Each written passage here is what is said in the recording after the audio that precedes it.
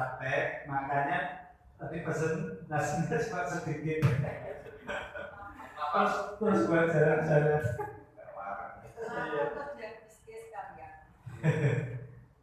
Iya.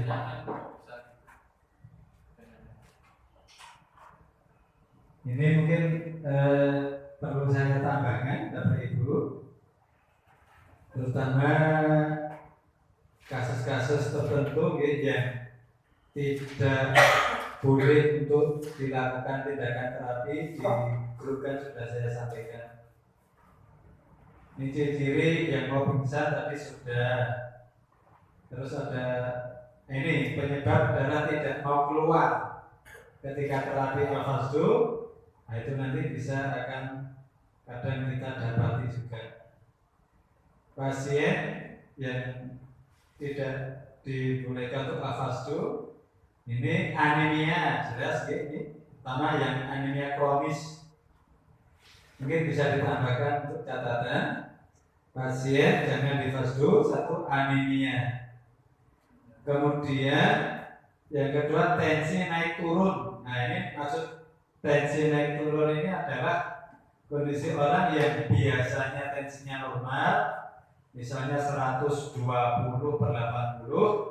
kemudian turun menjadi 110 atau 100 dan diiringi dengan kondisi fisiknya drop atau lemah gitu kan, itu tidak dianjurkan. Jadi nanti ketika dalam proses terapi ditanyakan lebih awal lebih bagus. Jadi kita sudah tahu karakter pasien. Bapak Ibu biasanya tensinya cenderung rendah, normal atau tinggi. Jadi kita sudah nyicil gitu dulu.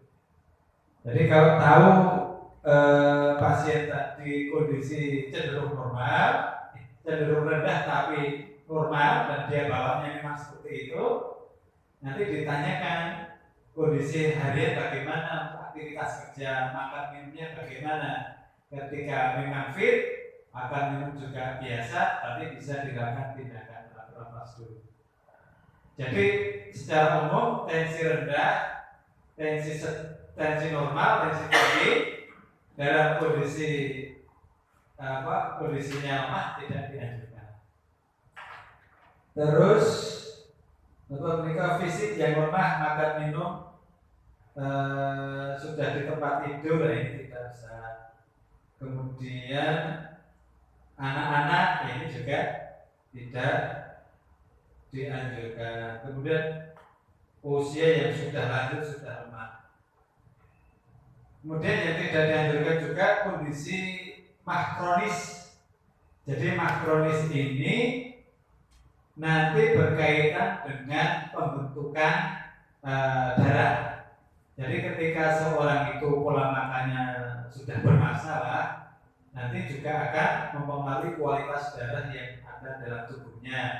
Sehingga ketika ada riwayat orang itu punya mah kronis yang sifatnya sakitnya itu terus menerus, atau bisa nanti berminggu-minggu, berbulan-bulan, pada kondisi saat itu tidak boleh difasdu, tidak dianjurkan difasdu.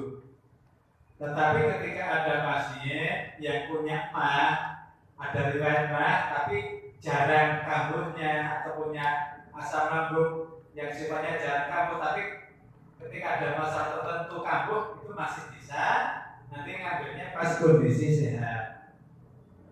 Jadi ketika yang jarang kambuh itu secara umum pola makannya masih bagus. Tapi yang mah kronis itu dengan ciri-ciri biasanya apa? Telat makan gemetar, terus perutnya terasa lapar terus gitu Pak. Dan nanti warna darahnya itu biasanya pink, merahnya merah terang gitu Pak. Kayak gitu. Nah, itu yang nanti dihindari.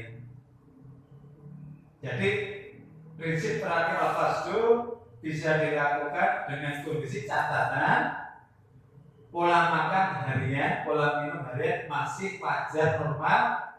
Nek doko tambah senang terapi sih. Berarti aman karena kan pas ini kan berkaitan dengan pengeluaran darah. Maka apa si pasien harus pembentukan darahnya juga bagus. Berarti apa? Indikatornya makan minum harian itu yang normal. Terus yang jadi catatan juga nanti bisa untuk ngecek kondisi fisik energinya. Maka itu aktivitas sehari bagaimana, itu bisa untuk tambahan. Oh masih kalau misalnya jalan 10 meter ngos-ngosan, nah itu nanti dengan perhatian khusus. Tapi kalau tiap hari masih bisa olahraga, sepedaan, ke sawah, terus ke pasar, terus aktivitas rumah tangga masih normal bagus, nah itu ideal untuk dilakukan tindakan terapi.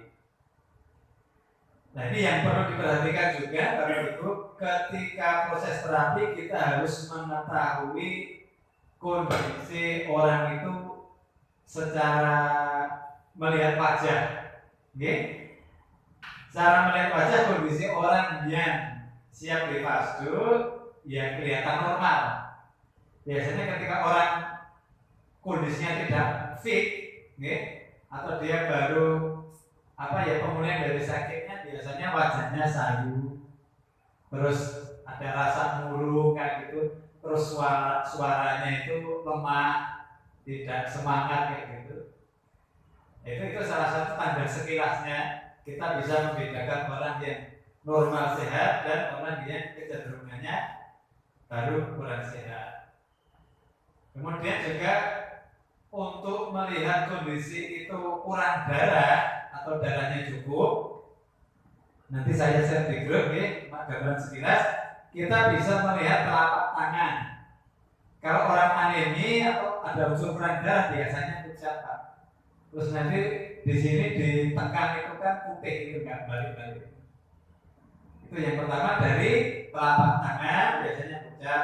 Terus ini kelopak mata. Nah ini ketika dia anemi biasanya juga pucat. Kondisi orang normal kan merah di sininya. Kemudian yang ketiga melihat lidah. Nah lidah itu akan menunjukkan kondisi darah dan energi. Jadi kalau orang itu kecenderungan dia anemi atau ada unsur kurang darah, nanti lidahnya itu warnanya pink, merahnya itu agak pudar, Pak. Begitu. Terus nanti kalau yang sudah sampai tingkat tambah parah lagi bisa pucat, putih lidahnya itu. Itu yang perlu diperhatikan. Jadi nanti dalam ilmu diagnosa itu juga bisa melihat lidah, bisa melihat wajah, kemudian nanti bisa memegang nadi, Pak. Nanti tak ajarin teknik untuk memegang nadinya, gitu. Kalau yang pernah belajar diagnosa lidah, itu kadang ketika kita berbicara diskusi dengan pasien itu sudah nampak itu lidah. Gitu. Jadi sekelibatan itu warnanya pucat, terus ada warnanya pink, atau ada warnanya merah normal itu kelihatan. Tapi kalau belum terbiasa ya harus tanya dulu, Pak, lihat lidahnya, Pak. Gitu. Kemudian dari lidahnya seperti itu. Ketika cenderung pucat, kita kemudian wajahnya sayu, kemudian suaranya lambat. Nah, itu tidak dianjurkan. Nanti biasanya ketika diiringi dengan energi tubuhnya lemah, itu kadang ini, Pak, dipegang, suhu tubuhnya dingin. Gitu. Terus yang perlu diperhatikan juga kondisi orang yang kurus. Yang misalnya kalau kurus masih bisa, tapi kalau terlalu kurus dihindari. Terlalu tua ya dihindari dulu. Kemudian pada orang yang badannya terlalu gemuk itu juga sebenarnya tidak dianjurkan terapi al-fasdu.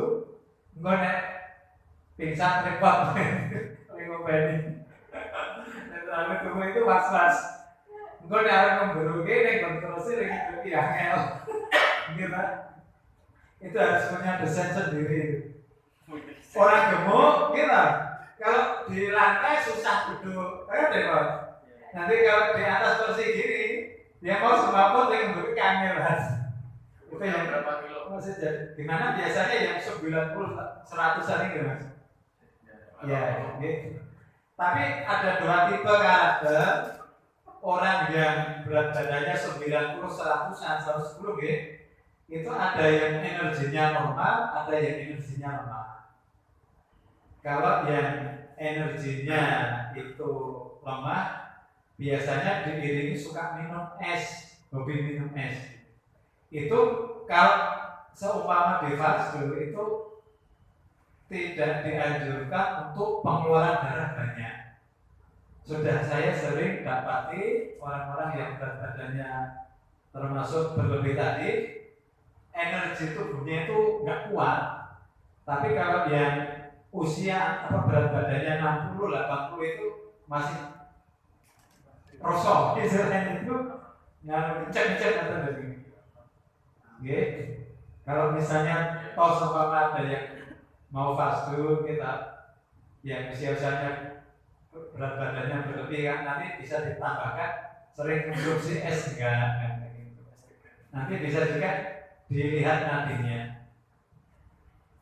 Jadi pengambilannya intinya lebih aman tadi yang berat badan tadi paling ya 50-an dulu nanti ditanya. Kalau kebanyakan nanti biasanya berkaitan pompa darah yang ke atas yang bermasalah. Tapi kalau yang 80, 90 tubuhnya keker, gempal gitu, nah itu biasanya kuat, masih kuat, lebih energi. Dari ciri-ciri yang menunjukkan kondisi kurang darah ini dari kelopak mata, dari lidah, kemudian dari ini telapak tangan sudah gitu. Kemudian diagnosa dengan nadi. Nah, diagnosa dengan nadi itu yang sering saya gunakan adalah tangan kiri itu berkaitan dengan jantung. Nanti yang di sini, dekat ke ini nanti. Nah, itu ketika ditekan, ketika memang dia orang itu energinya lemah, denyutnya juga halus, Pak. Nah, nanti maka ketika Bapak Ibu mau menggunakan denyut nadi, ya ukurannya panjenengan sendiri. Istilahnya untuk mengukur saya ini kondisinya fit segini, gitu kan? Terus nanti jenengan bisa juga mempraktekkan pas kondisi badannya lelah itu, Pak. Kemudian juga dipraktekkan pas kondisi tensinya agak naik, itu biasanya akan ada perbedaan. Yang sering saya lakukan pada diri saya sendiri, tensi saya normal. Kemudian kondisi saya fit, itu nadinya bertenaga dan denyutnya kerasa, tapi tidak terlalu kuat, tidak terlalu ringan.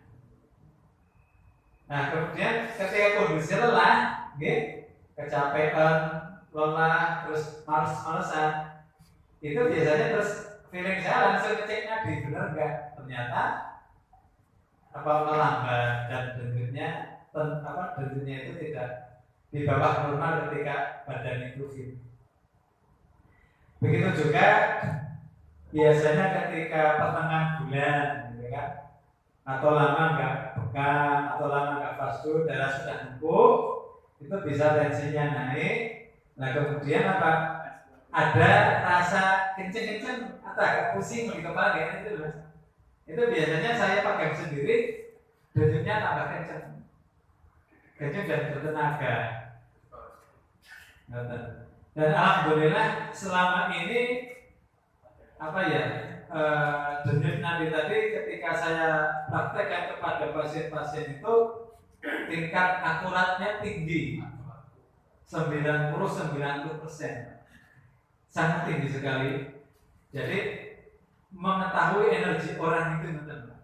Nah, nanti bisa kita ketahui orang yang tadi karakternya tensinya rendah, terus nanti kita raba dengan nadinya itu kan, wah ini cukup bertenaga, wah ini denyutnya darahnya cukup, itu kelihatan, Pak.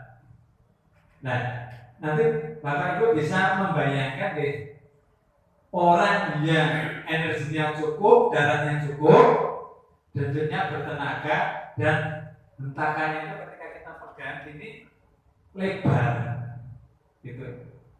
Nah, denyutnya tidak lambat tidak kencang. Itu yang normal. Kerasa nut tapi besar. Nanti kita akan jumpai orang yang dia ada unsur kurang darah,